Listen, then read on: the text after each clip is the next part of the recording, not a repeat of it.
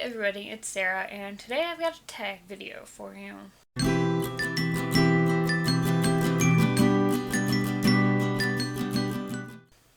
Okay, I was tagged forever ago in the coffee tag by Steve at the Lawn Gnome.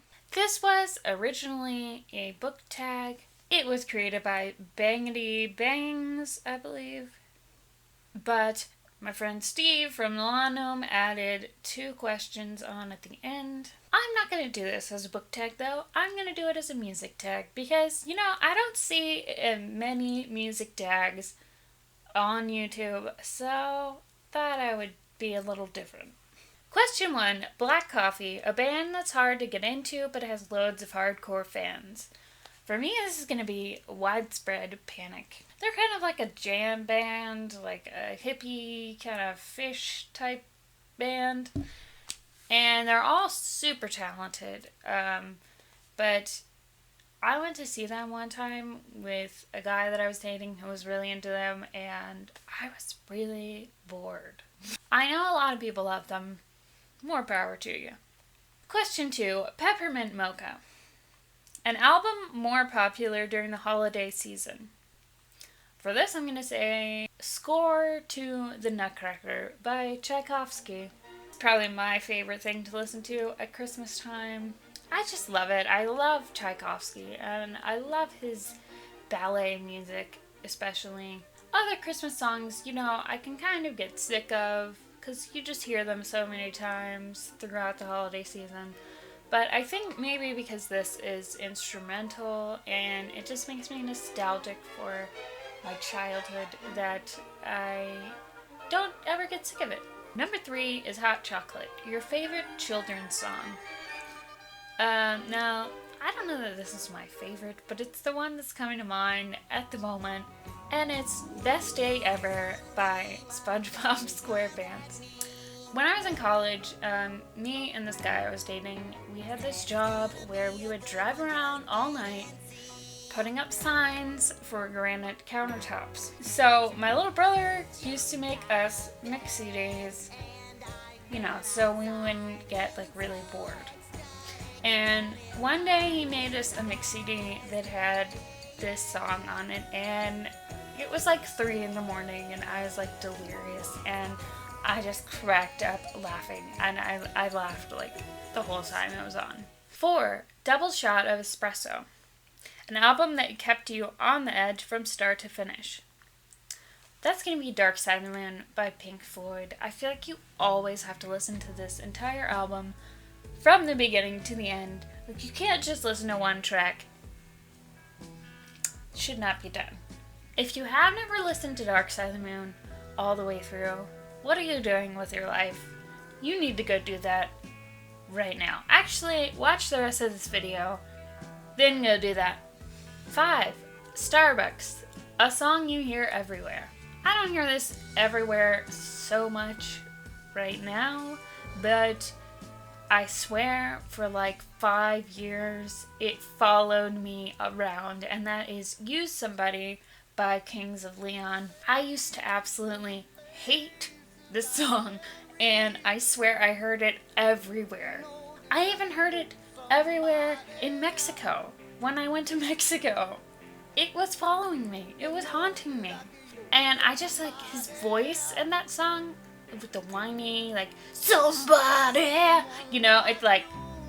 it's just grates on my nerves. Question 6 is Hipster Coffee Shop. Give an indie band a shout out. For this, I'm going to say Moonlight Bride. They are a band from Chattanooga, Tennessee, but they used to play in Atlanta a lot.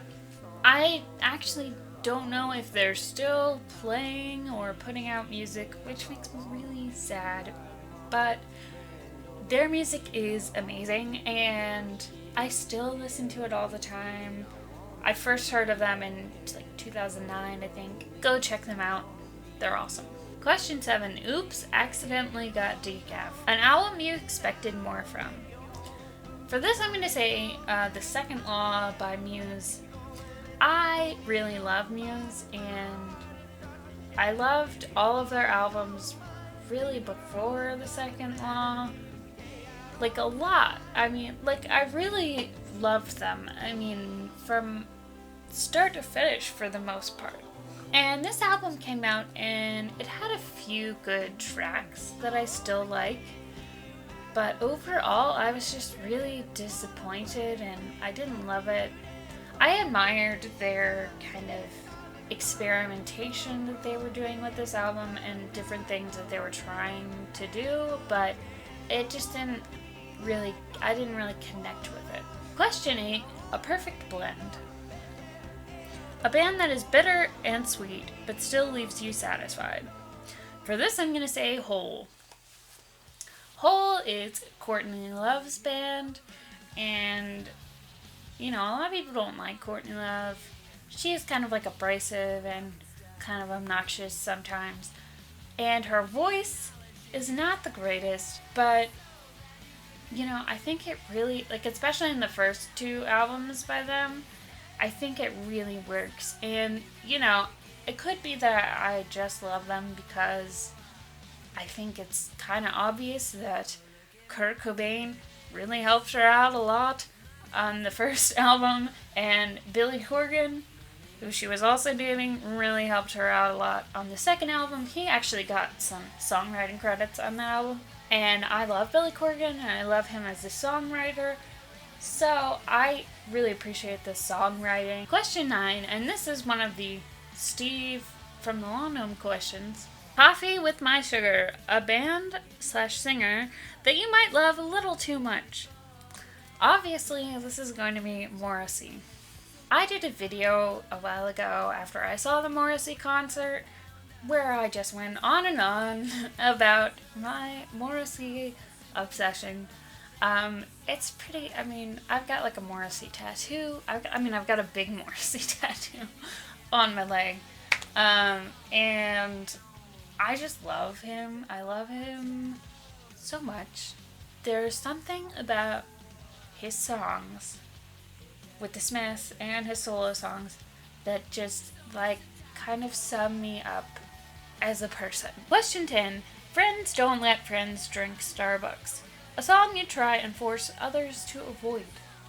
Now, first of all, Starbucks is not my first coffee choice. Probably should have said this at the beginning of the video, but the reason why I am doing this tag is because I do love coffee and I drink a lot of it. There's a kind of independent coffee shop near me called Cool Beans, and they roast their own coffee and it's brilliant. I get a lot of coffee from there, and I also get a lot of coffee from Dunkin' Donuts. But if there is no other option, I will drink Starbucks, and I do enjoy the pumpkin spice latte, which seems to be controversial these days. Secondly, I will say, I'm not the kind of person who tries to get anyone to avoid anything.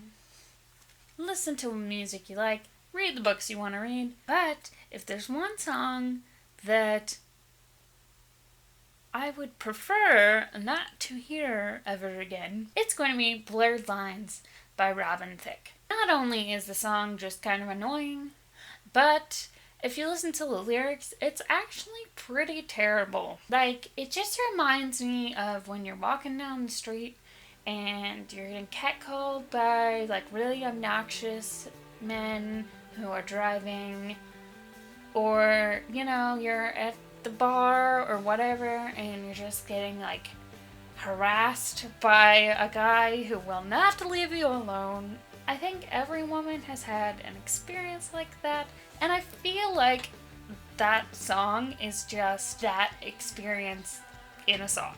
Now, I could be totally wrong, and it could be that the girl he's singing to in that song really does want it, but, you know, I don't think she does. And I don't think you need to blur the lines, because I think it's pretty clear when people don't want you to talk to them. I'm sorry if you really love that song. You know, I mean, you could just not pay attention to the lyrics and just be like, yeah, this song has a groovy beat. I mean, that's... Except you probably wouldn't say groovy because it's not the 60s or the 70s or whenever they said that. It's all in good fun. Drink coffee. listen to music. This has been a really weird tag video. So, thanks Steve for tagging me in this because it was a lot of fun, even though it's weird. And don't forget to subscribe to my channel if you want to see more videos about books, music, or writing. And I will see you in the next video. Thanks for watching.